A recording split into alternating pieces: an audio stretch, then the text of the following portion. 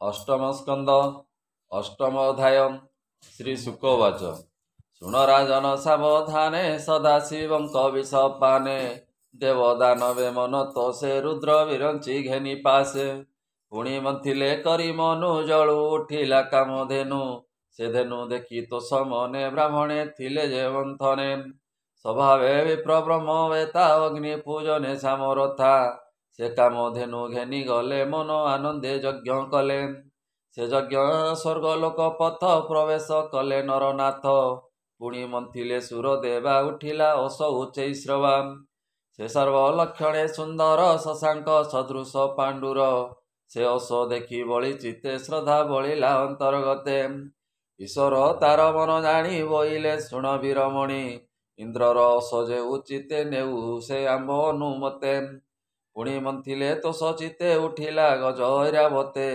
इंद्रर गज जे स्वभावे तेणु से न नेले दानवे से गज इंद्र आवरिले पुणी मंथन जाई कले सुंदर पुष्प पारिजात सुगंधे महिला जगत तत्क्षणे उठिला गगने मिलिला सचिपति बने पुणी मंथिले बाहुबले मंदर क्षीर सिंधु जले उठिले अपसरा वृंद सुस्वरे कले गीत नाद रत्न मेखला कटी तटे कुच कांचना सुप्रकटे रत्नभूषण शहे ग्रीवा रूपे की पटांतर देवा हार केउर झटकंती गगने जेने ग्रहपंती चाहती कटाक्ष लोचन जे रूपे जगत मोहन गगन मार्गे स्वर्गे गले इंद्रर भुवने मिलिले असुर मने दुख भरी पुणी मंथिले महागिरी सुंदर दिशे दश दिश धरणी हेउछि उल्लास अमृत शुभ लग्न वेळे लक्ष्मी उठिले महाजळे दिग प्रकाशे देह झଳି जिमुते जेसने बिजुଳି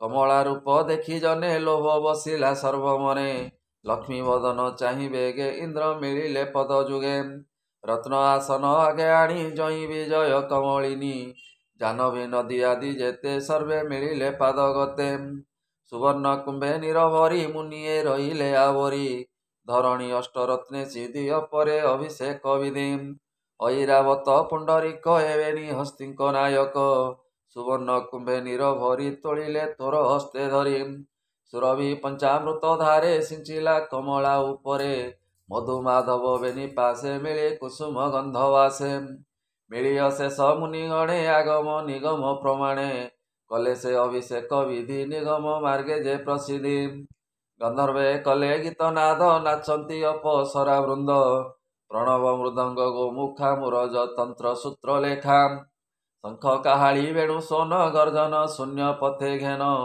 सकळे मिली चारि पासे सुवाक्य वेद मंत्रे घोषे ए करिंद्रे रत्न कुंभे नीर ढाଳିले कमलार शिर क्षीर जलधि उठी तोषे मिलिला कमलार पासे पीत पतनी भेनी देला अम्लान पंकजर माला वरुण देला देवी गळे मत मधु पंकर रोळे रत्नभूषण नाना मत जे विश्वकर्मार निर्मित हार कंकण अवंत सर्वे दिशंती रवित्रासम से देवी अभिषेक अंते पंकज माला घेनी हस्ते पाद चलंते मही तले रत्न कुंडल कर्णे लुळे ए शुभ्र सुवास शुभ्र दंती हृदय पयोधर चलंती मुकुता हार कुच शिखे कुंकुम लेपन सुरेखे चरणे लुलित नूपुर सुस्वरे दिशई सुंदर पथे चलंते जगन्नाथादि रूपे की दिशे हेमलता हरिचरणे मन देई अनंग लोचने अनाई अशेष ब्रह्मांड कारण ब्रह्मा कल्पईजा चरण यद्यपि कन्या रूप धरे मन न रहे अन्यवरे चंचल गुण ही मते विष्णु चरणे अविरते गोविंद गळे माला देई सलजे चौदिग छाई कोळे बसिले जगन्नाथा जे जीव जीवनर दाता गोविंद कोळे लक्ष्मी देखी असुरे मंथन उपेखी तुरी मर्दन शंख सोन नृत्य उत्सव घन घन ब्रह्मा शंकर आदि जेते तक्षणे मिलिले समस्ते सकल देव मोद भरी आनंदे पुष्प वृष्टि करी लक्ष्मी कटाक्ष देहे लागी सर्वे होइले मोक्ष भागी सुपुण्य आदि सुर गणे युक्त होइले तत्क्षणे ए ब्रह्मा शंकर आदि देवे लक्ष्मी गोविंद तोष सर्वे लक्ष्मी गोविंद सौभाग्य गीत मंगल स्तुति मार्गे मिली सकल दिग पाळे पुष्प बरसिले गहळे ଲକ୍ଷ୍ମୀ ଗୋବିନ୍ଦ ମୁଖ ଦେଖି ଦେବେ ସକଳେ ହେଲେ ସୁଖୀ। ଶିଳାଦି ଅଷ୍ଟ ଗୁଣେ ଯୁକ୍ତ ସର୍ବେ ହୋଇଲେ କୃତ କୃତ୍ୟ। ଲକ୍ଷ୍ମୀକୁ ନ ଲଭି ଅସୁରେ ବିଗୁଣ ବହିଲେ ଅନ୍ତରେ।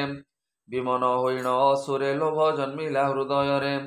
ସର୍ବେ ଯେ ହୋଇଲେ କାତର ଲାଜ ପ୍ରଭାବ କଲା ଗଲା ଦୂର। ପୁଣି ମନ୍ଥିଲେ ମନ ଦୁଃଖେ ବାହାନ୍ତେ ଅନ୍ୟାନ୍ୟ ସମ୍ମୁଖେ।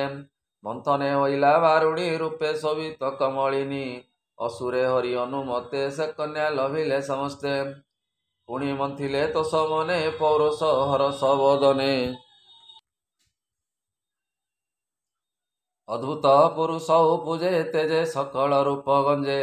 ହସ୍ତିର ଶୁଣ୍ଡ ପ୍ରାୟ ହୋଇ ଲମ୍ବେ ଉଦଣ୍ଡ ଭୁଜ ଦୁଇ। ସୁନ୍ଦର କମ୍ବୁଗ୍ରୀବ ସାଜେ ଅରୁଣ ଲୋଚନ ବିରାଜେ। ଶ୍ୟାମ ତରୁଣ ବର୍ଣ୍ଣ ସୋହେ ରତ୍ନ ଭୂଷଣ ଜନମୟେ। ହୃଦେ ଲମ୍ବଇ ବନମାଳ ସୁନ୍ଦର ଅଳକା କପୋଳ।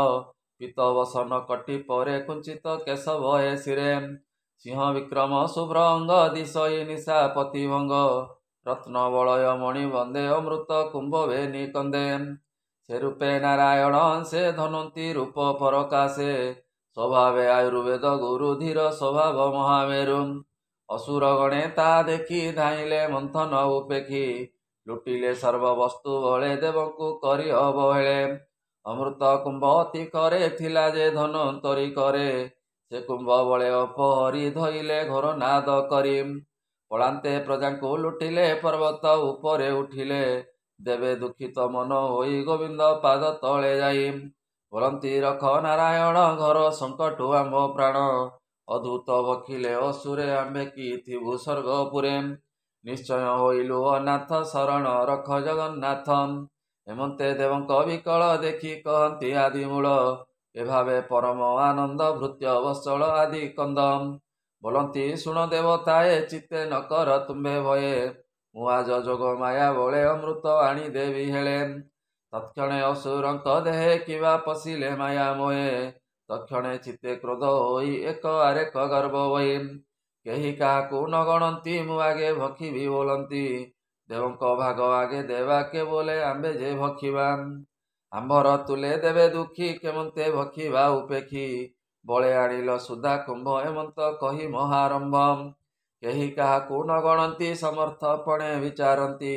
ମଧ୍ୟେ ଅମୃତ କୁଣ୍ଡ ଥୋଇ ବିଷ୍ଣୁ ମାୟାରେ ମନ ମୋହି। ଏମନ୍ତ ସମୟେ ମୁରାରି ତକ୍ଷଣେ ମାୟା ରୂପ ଧରି। ସ୍ୱରୂପ ହୋଇଲେ କାମିନୀ ଅଶେଷ ଜଗତ ମୋହିନୀ। ଶ୍ୟାମ ଉତ୍ପଳ ସ୍ୱରୂପିଣୀ କାମିନୀ ଗଣ ଶିରୋମଣି। ସର୍ବ ଅବୟବ ସୁନ୍ଦର ବିରାଜେ କଙ୍କଣ କେଉର। ସୁନ୍ଦର ନାସା ଉରୁ ଶହେ କଟି ଯେ ଜଗତ୍ ଜନ ମୋହେ।